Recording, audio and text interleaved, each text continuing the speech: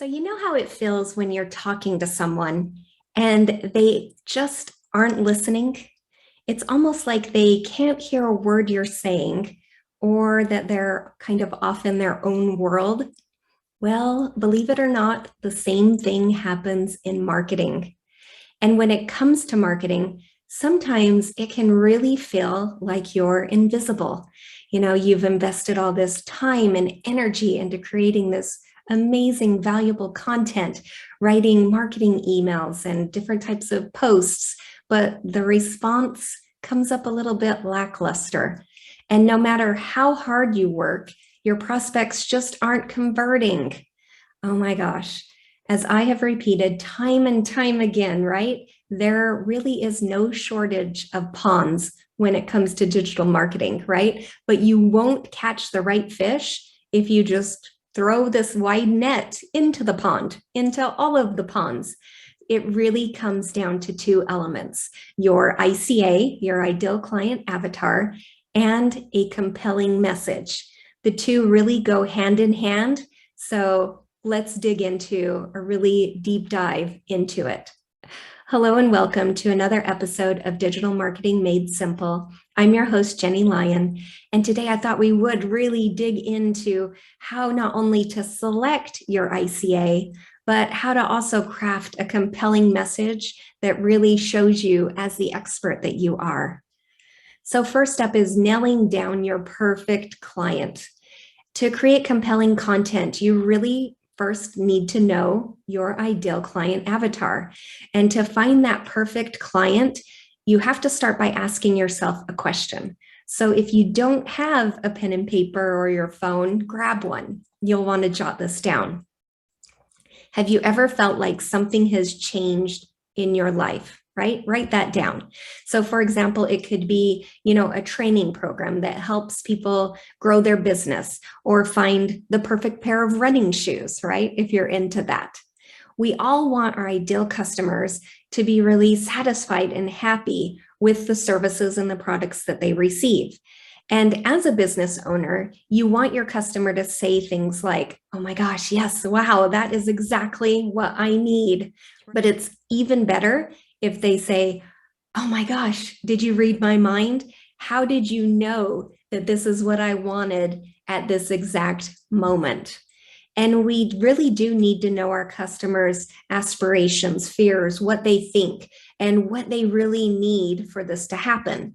And I believe that instead of targeting, a single niche or a target market, it's really better to identify your perfect person.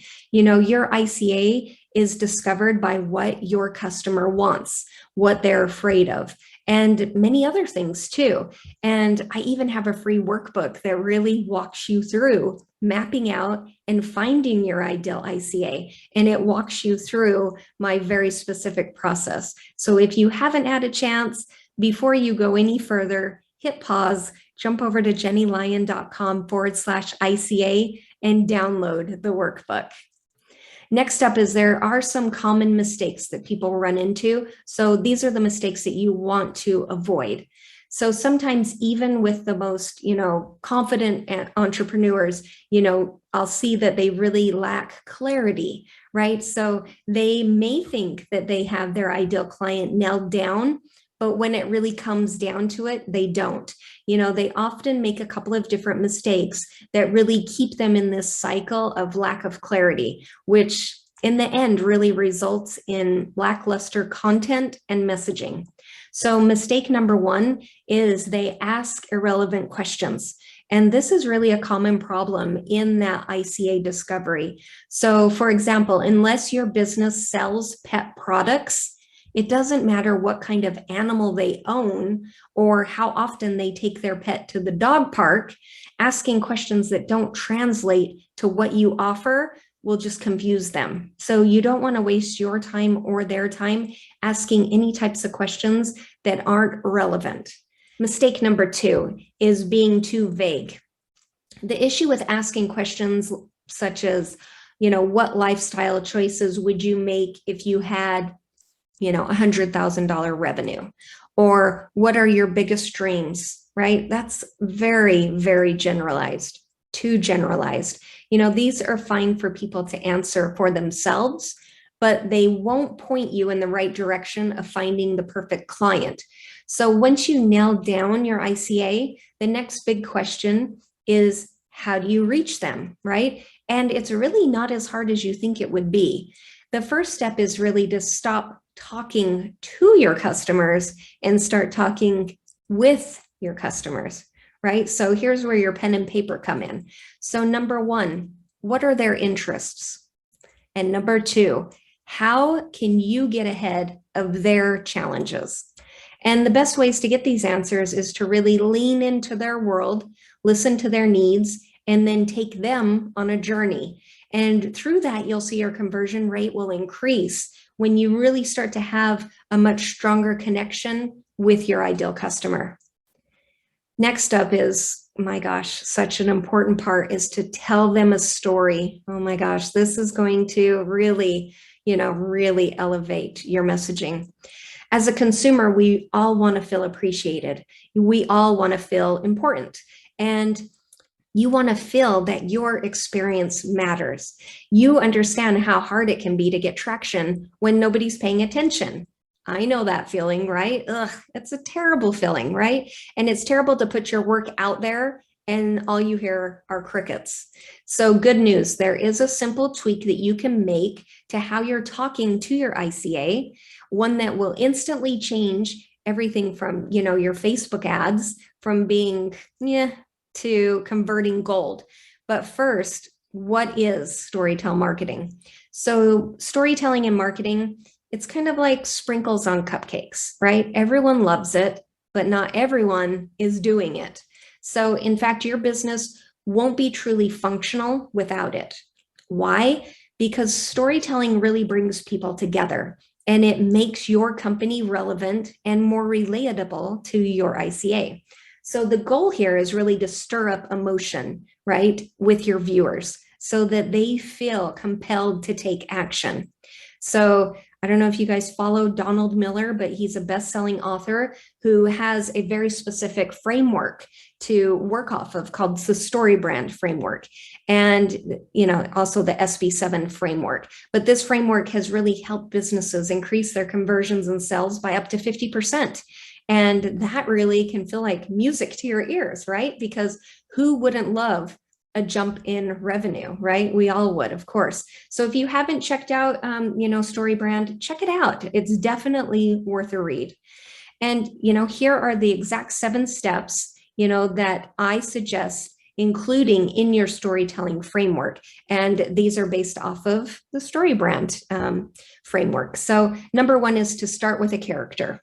So one of the biggest mistakes that you can make is to, impede telling your customer's story and making it all about yourself, right? You hear that a lot and you see that a lot in websites where you'll pop on and it's all, this is what I can do for you. This is all about me, right?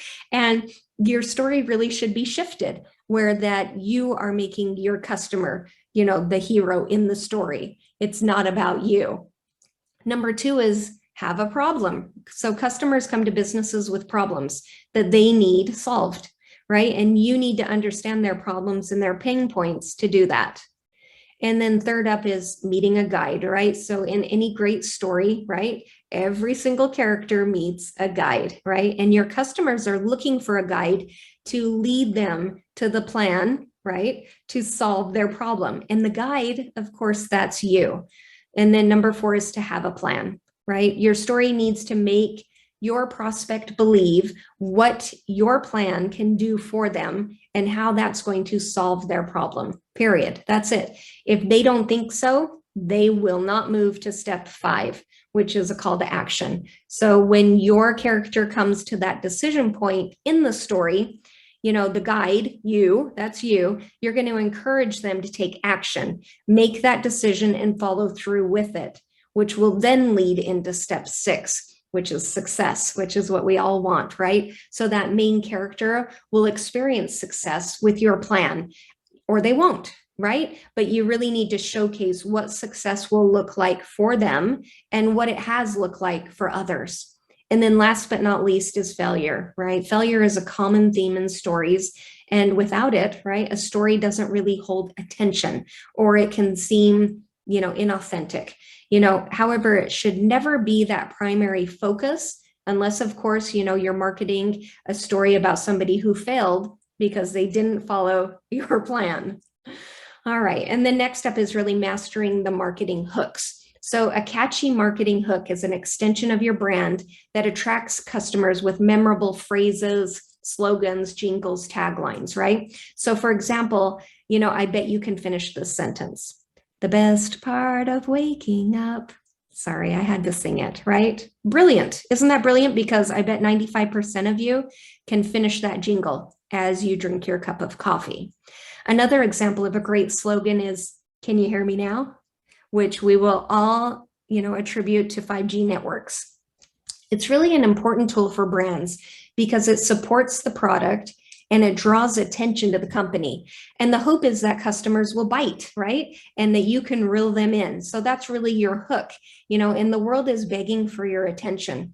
And to truly stand out in this new era, your marketing hook really has to follow a few rules. So first up is you have to stand out. You need to differentiate from your competitors. You need to stand out on all platforms on social media. Next up is to have a jarring and resonating message. Having a message that sides with your audience and takes a stand that will strongly resonate, it's key. And don't follow conformity. Don't send the exact same message as everyone else. Addressing those same pain points or transmitting the same message over and over again, it won't keep you active in your ideal clients' inboxes. And be real, right? Being authentic matters. You don't want to fake it or be dishonest. Really stick to what you're all about. If you're being any type of, dishonest or fake about what you stand for or what you offer, then it really isn't going to resonate and it won't get you anywhere in the end. And next up is to be a trailblazer. Don't be afraid, to put yourself out there. Stay fresh and ahead of the curve and ahead of your competitors. All right, so what did we learn today? Well, first up is to really nail down your perfect client's ICA. I really do believe that it's better to identify your ideal customer instead of targeting a specific niche or a specific target market. Number two is avoid these common mistakes, right? Avoid asking, number one, irrelevant questions. Number two, vague questions. These will really result in unclear content and unclear messaging. Next up is really important to tell them a story, right? Implement that story brand framework, really incorporate that into your marketing. So remember that follows a few different steps, which is to start with a character, address a problem, be the guide, have a plan, a call to action, success and failure. It's as simple as that. And last but not least is master your marketing hooks. A catchy marketing hook, it's really an extension of your brand and it will attract customers with memorable phrases, slogans, jingles, taglines. And adding these into your marketing will really help you to stand out from the crowd. And marketing really is the secret sauce that attracts your ideal client and gets them coming back, over and over again. And your writing really does need to be compelling. You need to have a compelling message. Your copy should showcase your personality, right? It should be personality infused. I always say that, and my husband loves it. We have a pug, and she is very personality infused. She lets you know exactly how she feels. Her messaging. So anytime that she's doing her thing, and my husband's like, she's so annoying. I'm like, no, she's personality infused. She's captivating, and she definitely stands out among the competition. So let my 20 years of knowledge in the digital marketing space guide you. Believe me, I've seen it all. So if you have questions, please reach out. I'm always happy to jump on a consultation with you to see how, we can help you create persuasive copy that's going to delight your audience, that will have them reaching for their wallets. And you do have a unique story to tell. We know how to say it for you, right? So if you're feeling stuck on who your ideal client is or how to craft your compelling message, please reach out.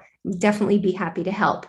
And I hope that you found these tips for really dialing in and selecting your ideal client and crafting your compelling message helpful. And if you did, I would love to hear about it, or you can, drop me a note, or, leave a comment, on the podcast or on the YouTube video.